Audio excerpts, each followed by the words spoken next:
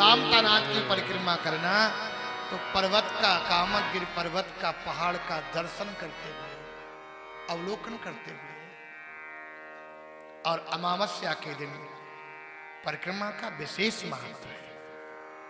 अमावस्या को विशेष तो हमेशा ही है, लेकिन विशेष अमावस्या को क्यों परिक्रमा की जाती है?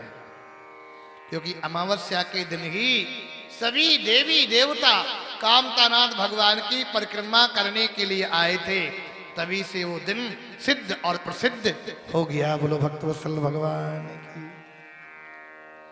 कामतानाथ में अपनी मन्नत मानना, भगवान उसकी पूर्ति करते हैं। मेरे गुरुदेव जब महंत हुए तो बहुत विवाद था। फिर महाराज जी ने कामतानाथ पर एक पर्ची डाली थी कि अगर अपने एक सेवा के योग्य रखना तो रखना, नहीं मुझे। तो पर्ची उठाई तो पर्ची जिस पर रहना है, रहने वाली पर्ची निकली थी, ना रहने वाली उठी नहीं थी। सिद्ध दरबार है कामतानाथ का। एक से एक चमत्कार वहां पर है। एक सुरागौ स्थान है। ये बेटी गई थी श्वेता, मैंने इसे सुरागौ का स्थान दर्शन कराया था, जहां से कामधेनु गाय निकलती थी। वो आज स्थान कामतानाथ में है। और वो गाय ग्वाला चराता था, तो उसने कहा कि ये गाय किसकी है, चराई नहीं मिलती है। तो पीछा करते गया, करते करते तो वो गाय उसी पर्वत में समाहित हो गई थी। इसलिए उस नाम का, उस जगह का नाम पड़ा सुरागौ।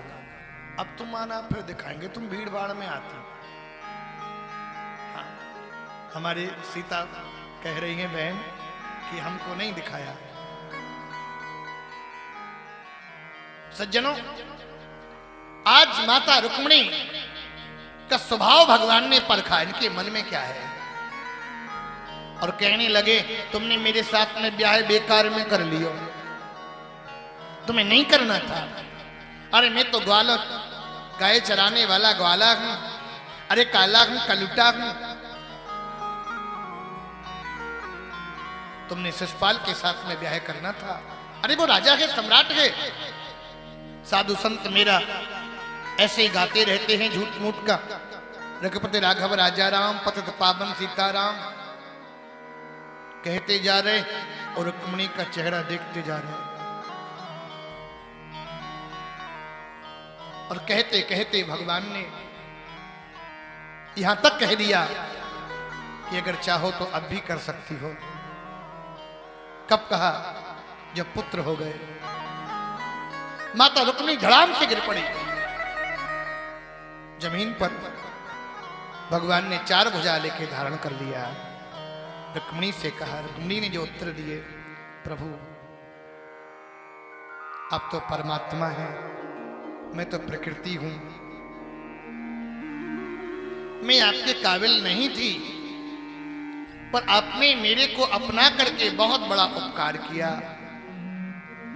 और आप कहते, कोई यशोदानंदन कहता, कोई देवकी नंदन कहता, तो जो भगवान होते वो तो अजन्मा होता है। ये तो आपकी लीला है कि किसको मां कह रहे, किसको भाई कह रहे, किसको पिता कह रहे।